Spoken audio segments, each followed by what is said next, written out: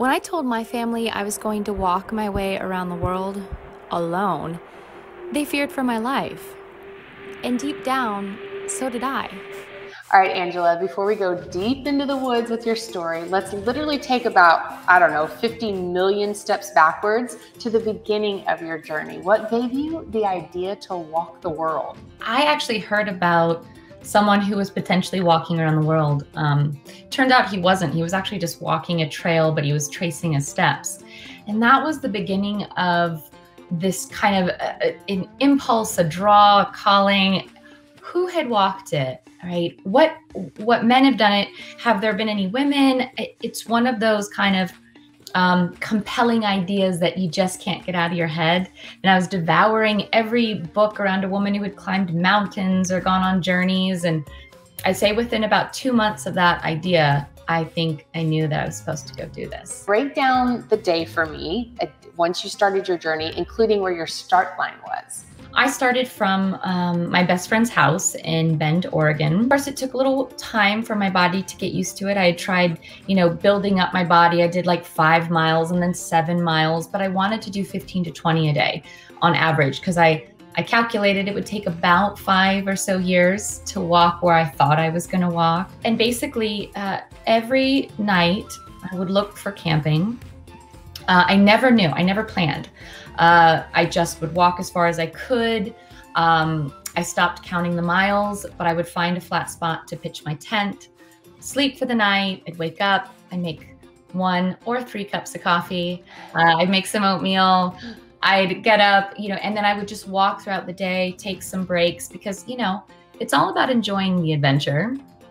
And then I would just go when I'd have about 2 hours of sunlight left to look for camping again, make some 2-minute noodles and go to sleep. I had a big duffel bag that I put on wheels, and I carried all my water, up to 20 liters at times, like in the desert in Australia. I had a tent, a water filter, usually around 2 weeks to a month's worth of food, which basically the diet wasn't great. So it consisted of oatmeal and 2-minute noodles. And I had summer gear and winter gear. I had a little camping chair to relax in at night.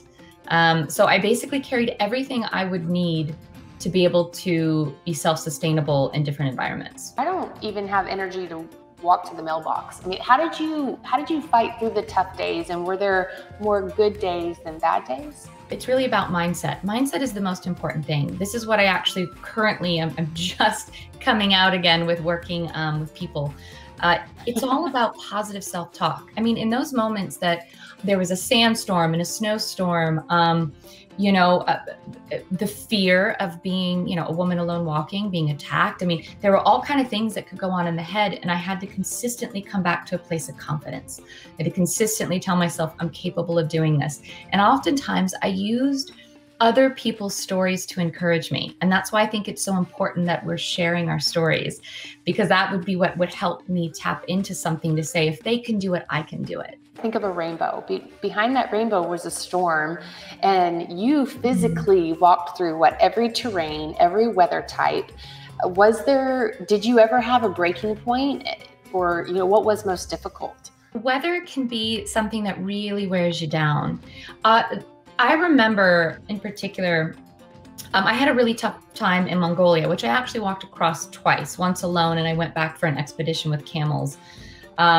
But when I was walking alone, I gave a TED talk about this, Courage is a Verb, where, I was facing some really challenging aspects. And there was the wind that was blowing, that sensation that the wind was nonstop. Pitching the tent was difficult, walking through it was difficult. And I remember just kind of falling on my knees, and I was crying, and I just go, I need something. I mean, it could be a warm hamburger. I'm out in the middle of the steppes of Mongolia, but I was just praying for a miracle here.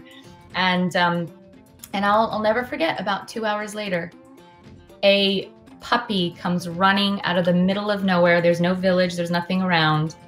And I named him Oogie. He ran right into my arms, and he walked all the way across Mongolia with me. Definitely met a lot of people that I have lifelong friends now. There are times I definitely feel like maybe I wouldn't have been able to finish if it weren't for strangers who became friends and strangers who were offering, their help at their home. When in your journey did your mission change and become about a bigger purpose than yourself? I was always donating and wanting to support an organization that I thought was doing really powerful work. So I knew before I even started that I wanted the walk in some way to give back. And so the way that I actually started was that I gave 50% of anything that someone gave to me, whether they donated on my website at the time or they gave me, $20. I had partnered with different organizations along the way, but it wasn't a deep connection. Like I didn't have a true partnership. And I was like, I just wanted to make a bigger impact in some way. And so I had found an organization called Her Future Coalition.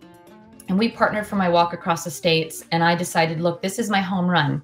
This is the 4th continent. I'm walking home. I have my mom in tow, who was 73 and got a recumbent tricycle. And I'm going to give 100% to this organization to help build a shelter for girls. The walk was always about me first, meaning what gives me purpose, following a calling that seemed absolutely crazy to myself and to my family and friends. Yeah. And how can this be in some way of service in the world? Angela, I could talk to you forever.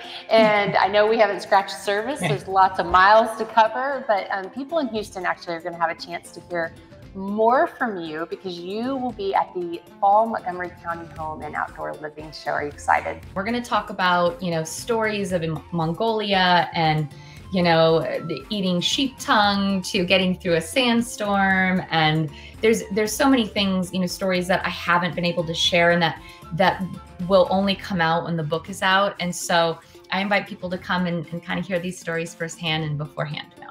Awesome. Well, thank you so much, Angela, for taking a moment and chatting with us today. We're excited to see you at the show.